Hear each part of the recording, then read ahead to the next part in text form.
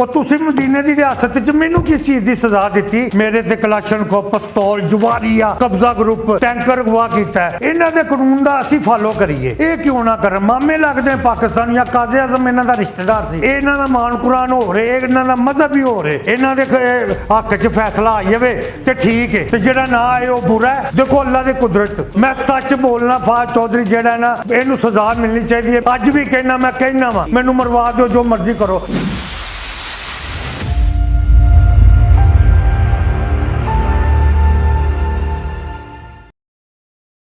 आगे क्यों, और मैं हूं आपका होस्ट ज़ैनुल आबदीन। नाज़रीन, आज हमारे साथ जो मेहमान मौजूद हैं उनका नाम आप गली कूचों चुबारों हर जगह पे सुन रहे हैं, और खुदा ताला ने ऐसी इज्जत और शोहरत दी है कि उन्होंने उससे माशी फ़ायदा किसी किस्म का भी नहीं जो है वो हासिल किया अभी तक। अख्तर लावा साहब हमारे साथ मौजूद हैं। आप जहाँ भी जाएंगे आपको छोटे से छोटा बच्चा, बुज़ुर्ग जो भी होगा वो एक ही नारा लगाता हुआ नज़र आएगा, चाहे वो लाहौर में हो या पूरे पाकिस्तान में कहीं भी बैठा हो। वो खुद को ये ज़रूर कहेगा कि लाहौर दा पावा अख्तर लावा, हालांकि ना तो वो लाहौर का पावा है ना वो अख्तर लावा है, क्योंकि अख्तर लावा साहब तो हमारे पास बैठे हुए हैं और लाहौर के पावे भी यही हैं। अस्सलाम वालेकुम अख्तर लावा साहब। वालेकुम अस्सलाम जी, कैसे हैं आप? ठीक हैं? हाँ शुक्र, तो अल्हम्दुलिल्लाह। अच्छा, मुझे ये बताएं कैसा सफ़र रहा?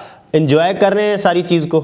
जी बिल्कुल, ਜਿਹੜੀ भी मेरे रब की नेमतां ने ना इनू इंजॉय करना चाहिए। मैं रब की हर एक चीज़ नू मानना वा। बिल्कुल सही है। नबी पाक खातम नबी है, बिल्कुल सही है। आले रसूल नू मानना वा, मैं सारे नू मानना। शुक्र अल्हम्दुलिल्लाह, मैं खुश हाँ कि मैं अपने मुल्क च ते बाहर लोगों च खुशियां वंडियां। वो ये बताएं कि फवाद चौधरी साहब ने जो जुर्म किया है, ये नून लीग के निहाल हाशमी साहब ने भी किया था इस तरह से अदलिया पर, उन्होंने भी सवाल उठाया था, उनके खानदानों को थ्रेट करने की कोशिश की थी, उनको 6 माह कैद मिली थी और उसके साथ उनकी सेनेट की सीट भी गई थी। तो फवाद चौधरी साहब भी 6 महीने कोई जेल में नजर आ रहे हैं आपको अगले? मैं तो कहना अल्लाह जिन्ना इन्ना राम खादा है, इन्हों के ढिड वेखो, तुरिया जाता नहीं। वो है इमरान खान के जलसे ते 25 बंदे लैके आया, मैं सीटी मारा ना तो जिस 100 बंदा जमा ना होवे मेरी गर्दन मार देना। C42 वाले तमाशा वाले ने किया लाइफ, उत्थे 150 तो 200 बंदा है, मैनू मैं उन्होंने चैलेंज किया, मैं क्या मैं सीटी बजानी है।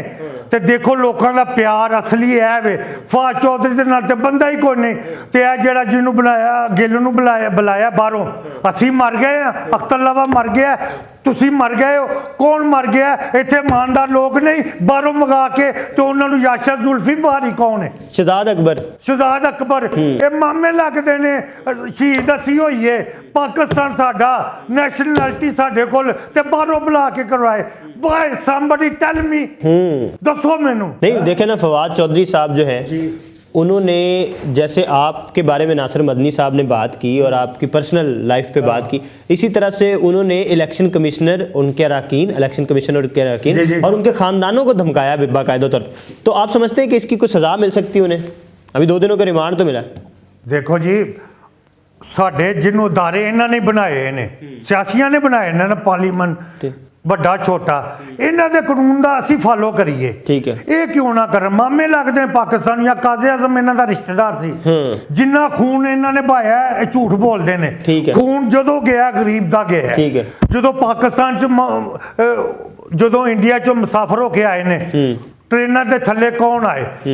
सिखा ने किनू मारिया? ठीक है, सानू आम लोगों मारिया। ये तो आन के कुर्सी बनी सी तो बह गए ने, तो अपनी सियासत इन्हों के हक च फैसला आ जाए तो ठीक है, तो जेड़ा ना आए वो बुरा है। ठीक, मैं सच बोलना, फवाद चौधरी जेड़ा ना इनू सजा मिलनी चाहिए। मैं तरीके लब्बा कि उत्थे मैं वाक करन जा रहा था, अमानी कुरानी गल करना, ठीक है। तरीके इन्हों का मान कुरान हो रहे, इन्हों का मजहब भी हो रहे। हाँ, क्यों कि ये यू टन ले लेंगे ने, टन ले लेंगे ने। कुरान च तो टन है ही नहीं, हदीस च टन है ही नहीं। मैं वो गल करन दिया वा, मैं वाक करन जा रहा था, यतीमा ने ना फ्रांस के खिलाफ जुलूस निकलिया सी, मैं भी मुसलमान था, पहले मेरा दीन। फ्रांस के सदर ने बकवास की, मैं भी क्या जी आन के मैं भी नारा मारिया, और मानी कुरानी गल कर रहा, मैं भी रोड ब्लॉक किया, ठीक है। ਠੀਕ ਹੈ, ਜਦੋਂ ਇਹ ਕਰਦੇ ਨੇ ਇਹਨਾਂ ਨੂੰ ਸਜ਼ਾ ਨਹੀਂ ਹੁੰਦੀ। आपको सजा हुई थी? ਸਜ਼ਾ 1.5 ਮਹੀਨਾ ਮੈਂ ਜੇਲ੍ਹ 'ਚ ਰਹਿ ਕੇ ਆਇਆ। ਮੈਨੂੰ ਪੁਲਿਸ ਨੇ ਬੜਾ ਮਾਰਿਆ ਹੈ। ਠੀਕ ਹੈ। ਤੇ ਮੈਨੂੰ ਕਹਿੰਦੇ ਨੇ ਸ਼ੇਖ ਰਸ਼ੀਦ ਤੇ ਫਾਹਦ ਨੇ ਤੋਂ ਗਿੱਲ ਨਹੀਂ ਜਿਹੜਾ ਜਿਹਨੂੰ ਪਹਿਲੋਂ ਹੀ ਰਗੜਾ ਮਿਲ ਗਿਆ ਰੰਦਾ। ਆਹੋ ਦੇਖੋ ਅੱਲਾ ਦੀ ਕੁਦਰਤ, ਨਿਜ਼ਾਮੇ ਮੁਸਤਫਾ ਹੈ। ਉਹ ਤੁਸੀਂ ਮਦੀਨੇ ਦੀ ਰਿਆਸਤ 'ਚ ਮੈਨੂੰ ਕਿਸ ਚੀਜ਼ ਦੀ ਸਜ਼ਾ ਦਿੱਤੀ? ਮੇਰੇ ਤੇ ਕਲਾਸ਼ਨਕੋ, ਪਿਸਤੌਲ, ਜਵਾਰੀਆ, ਕਬਜ਼ਾ ਗਰੁੱਪ, ਟੈਂਕਰ ਗਵਾ ਕੀਤਾ ਹੈ। ਲਿਓ ਮੈਨੂੰ ਦਿਓ ਜਿਹੜਾ ਗਵਾ ਕੀਤਾ, ਦਿਖਾਓ। अभी फवाद चौधरी साहब पे भी बगावत का मुकदमा हुआ है। ਤੇ ਹੋਣਾ ਚਾਹੀਦਾ ਬਗਾਵਤ। ਉਹਨੇ ਮੈਂ ਤੇ ਕਿਸੇ ਨੂੰ ਬੁਰਾ ਕਿਹਾ ਹੀ ਨਹੀਂ, ਮੈਂ ਤੇ ਫਰਾਂਸ ਨੂੰ ਬੁਰਾ ਕਿਹਾ ਹੈ। ਠੀਕ ਹੈ। ਅੱਜ ਵੀ ਕਹਿਣਾ, ਮੈਂ ਕਹਿਣਾ ਵਾ ਮੈਨੂੰ ਮਰਵਾ ਦਿਓ ਜੋ ਮਰਜ਼ੀ ਕਰੋ। ਜਿਹੜਾ ਨਬੀ ਪਾਕ ਦੇ ਬਾਰੇ ਗਲਤ ਕਹੇਗਾ ਨਾ, ਮੈਂ ਅੱਜ ਵੀ ਕਹਿਣਾ ਪਹਿਲੇ ਮੇਰਾ दीन बाद ਵਿੱਚ ਲੋਕ। ठीक है, बिल्कुल सही कह रहे हैं आप। बहुत शुक्रिया अख्तर लावा साहब, आप तशरीफ लाए, आपने हमारे सवालों के बड़े तफसीली जवाब दिए। जितना दिन हमारे साथ मौजूद थे अख्तर लावा साहब, जिन्होंने हमें बताया कि किस तरह से मौजूदा सूरत हाल को देख रहे हैं वो। उनकी राय आपने जानी, आप क्या समझते हैं हमें कमेंट सेक्शन में जरूर बताइएगा। देखते रहिए बागी टीवी। अब